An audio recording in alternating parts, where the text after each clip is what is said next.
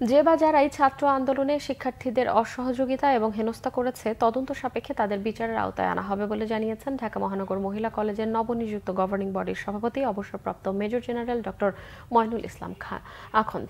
বৃহস্পতিবার দুপুরে কলেজ মিলনায়তনে তাকে দেয়া এক সম্বর্ধনা অনুষ্ঠানে একথা বলেন তিনি। বলেন, অন্যায় ও দুর্নীতির বিরুদ্ধে বলাই তার জন্য কাল হয়েছিল। ঢাকা দক্ষিণ সিটির সাবেক মেয়র ফজলে নূর তাপসের অনৈতিক প্রস্তাব না মানায় তাকে বরখাস্ত করা হয়েছিল বলেও জানান তিনি। ছাত্রীদের ইচ্ছাতেই আবারও তার প্রতিষ্ঠানে ফিরতে পেরে নিজেকে সবার প্রতি কৃতজ্ঞতা জানান সাবেক এই মেজর জেনারেল। বলেন, স্বনামধন্য এই প্রতিষ্ঠানে পড়ালেখার সুষ্ঠু পরিবেশ ফিরিয়ে আনাই তার মূল কাজ। শিক্ষকদের 3 মাস বকেয়া বেতন পরিশোধেও দ্রুত পদক্ষেপ নেওয়া হবে বলে জানান তিনি।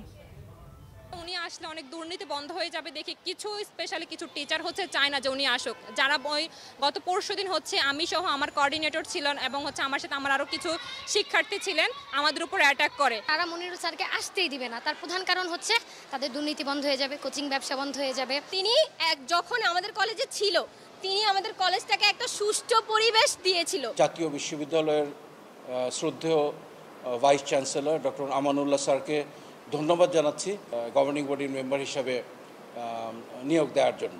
যদি আমরা এরকম কোনো প্রমাণ পাই যে এই বৈষম্যবিরোধী ছাত্রছাত্রীদের আন্দোলনে আমাদের কোনো শিক্ষক শিক্ষিকা সরাসরি তাদেরকে বাধা দিয়েছে বা বাধাগ্রস্ত করেছে, আমরা তদন্ত সাপেক্ষে আমরা ব্যবস্থা গ্রহণ করব। একটা এজেন্ডা, আমার টিচাররা যাতে বেতন পায়।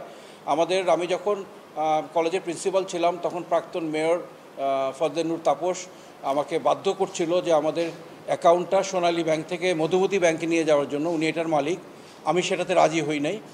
সেটাই হয়তো একটা কারণ যে কারণে আমি সেনাপ্রধানকে বলে আমি কলেজ থেকে ছেড়ে যাই।